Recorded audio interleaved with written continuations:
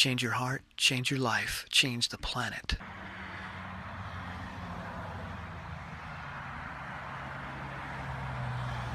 Hey everybody, it's TVO coming to you from the Appalachian Trail in Woodford, Vermont.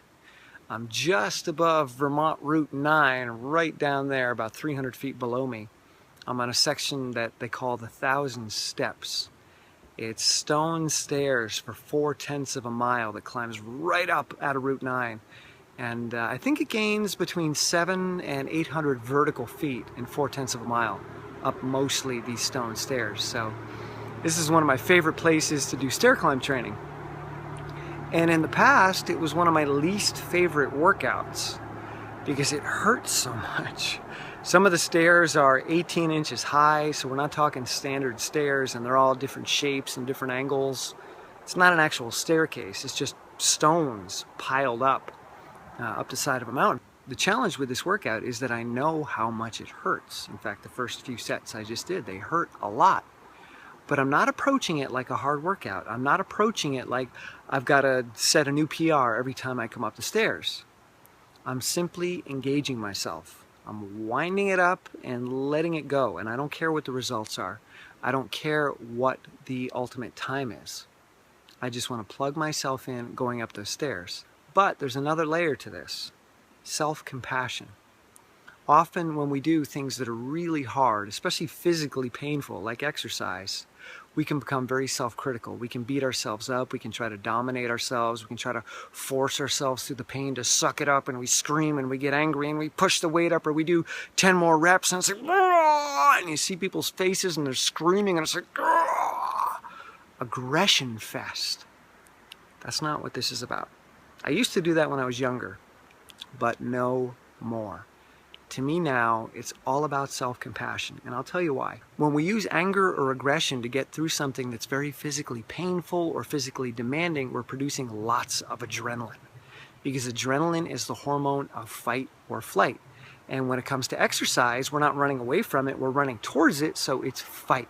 That adrenaline mobilizes fuel, it gives us tons of energy, it gets our muscles pumped, there's lots of blood, there's lots of oxygen going to the muscles, turns off most of our brain circuitry except for the circuitry moving us forward into physical aggression.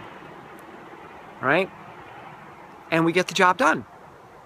But there's a problem with that. Adrenaline is not rewarding. It actually is related to fear. So adrenaline triggers the amygdala in the brain, in the midbrain, part of the limbic system. And the amygdala puts stamps on our memories. A memory comes along, and if there's fear or anger or aggression or anxiety related to that experience, the amygdala puts a big stamp on it, says, remember that, it's important. Fear is important, anxiety is important, aggression and anger are important, because those are situations where our life was probably at stake, at least way back in the evolutionary day. So the amygdala amplifies and tags these moments, these memories. So the next time you come to do this workout, the cue or the trigger of the bottom of the trailhead, I see the sign, and immediately my amygdala is like, cue, cue, cue, and then it triggers a response in me, which is to fear the workout. So when you use anger or aggression, you're building up these memories with a big fear stamp on them, or a big anger or anxiety or aggression stamp on them. And there's no reward. The chemical that moves us towards reward in the brain is dopamine. And when you're using anger and aggression, you're not producing dopamine. So hardening up or manning up and just toughing through the workout, gritting your teeth and getting angry and screaming, yeah, you're getting through the workout, but you're building these negative associations, and there isn't much of a reward in the brain. Whereas self-compassion, which is the approach of, I'm going to do this workout, I'm not going to beat myself up, I'm not going to force myself or dominate myself, I'm going to focus on the benefit of what I'm doing right now. Yeah, I feel pain in my legs, but that pain means that I'm doing something that's good for me. That pain means that I'm going to improve, I'm going to grow, I'm going to have a much more powerful experience in the future. I'm going to do really well at this race. My future is going to be improved because of the pain I'm in right now. So I don't judge the pain as a negative thing that I have to push through. I see the pain as a sign that I'm doing the work that leads to my success, and I'm gentle with that. I don't need to fight that pain because that pain is positive. There's nothing to fight. It's like, ooh, there's a sign. Yeah, my legs burn. So when I come up these stairs, I'm like, yeah, there's the burn. That's it. You know what that burn means? That burn means success. That burn means growth. That burn means, yeah, baby, I'm doing it. And I get excited and I feel rewarded. And that feeling of reward, that's dopamine. There's a little bit of adrenaline because there's some pain, and pain always brings about adrenaline, but there's also dopamine. And the dopamine counteracts the effects of the amygdala. So we don't get these negative stamps on those memories. So when I see the trailhead the next time, I'm not fearing what's coming because the amygdala is like, ooh, hey, look, I know that trailhead sign. I've seen that before. So let's recall that memory. It goes to the hippocampus and says, dude, this is a memory we need to recall. Pain, pain, pain, alert, alert, danger, danger. We got to get angry. We got to become aggressive. We got to dominate this thing. And we repeat the cycle. But when you've got dopamine involved, I see that trailhead and I'm like, ooh, I know it's coming. My future is coming. My success is coming. My growth is coming. And that pain is a good thing. It's not a bad thing. I don't fight the pain. I embrace the pain. Self-compassion is not about letting yourself off the hook. It's not about saying, oh, I should be nice to myself. Why am I even doing this workout? That's not self-compassion. Self-compassion is about going through the workout, but in a positive way, in a supportive way, supporting yourself through the workout, getting present to the benefits, getting present to this pain is a good pain. Rather than distress, I'm experiencing eustress, EU, which means better or well. So if you see EU before a word, it means good. So eustress is good stress. Distress is bad stress. Anger and aggression to get through the workout, that's distress. Negative effect on the body physiologically due to massive amounts of adrenaline and cortisol. Eustress doesn't have that same effect. Different neurochemistry. All right? So the next time you've got something really hard to do, ask yourself, why am I doing this?